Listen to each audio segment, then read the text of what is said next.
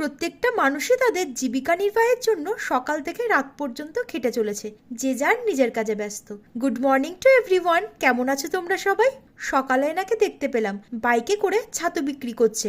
ভাজা ছোলা বস্তায় আছে, আর আছে একটা মেশিন, যে যতটা চাইছে সেই হিসেবেই ভাঙিয়ে দিচ্ছে। আজ সকালে কিছু বানাতে ইচ্ছা করছিল না, তাই দোকান থেকে একটু লুচি তরকারি আনিয়েছি। বাড়িতে যতই বানাই না কেন, মাঝে মধ্যে বাইরে থেকে আনিয়ে খেতে কিন্তু বেশ লাগে। তো খাওয়া দাওয়া শেষ করে এখন যাচ্ছি আমরা একটু ব্যাংকে, কিছু কাজ আছে। আসলে শীতকাল তো, শীতকালে না যত তাড়াতাড়ি করি না কেন সেই দেরিই হয়ে যায়।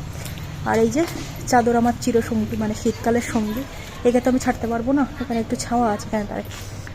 তো ব্যাংকে কাজ আছে, আবার একটু ওষুধ আনতে হবে আর কি বাবার জন্য, সেটা নিয়ে তারপর ফিরবো।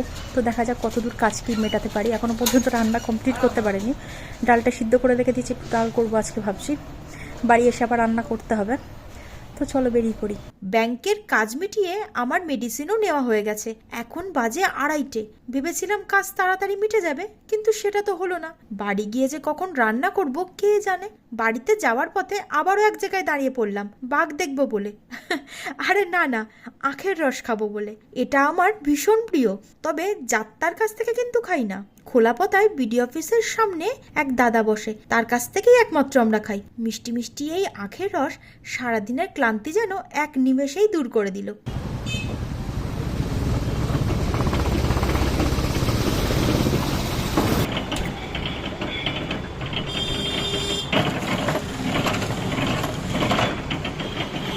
এবার আর কি, বাঘ হরিণ আর হাতি দেখে বাড়ি ফিরবো। ব্লগটা কেমন লাগলো জানিও কিন্তু।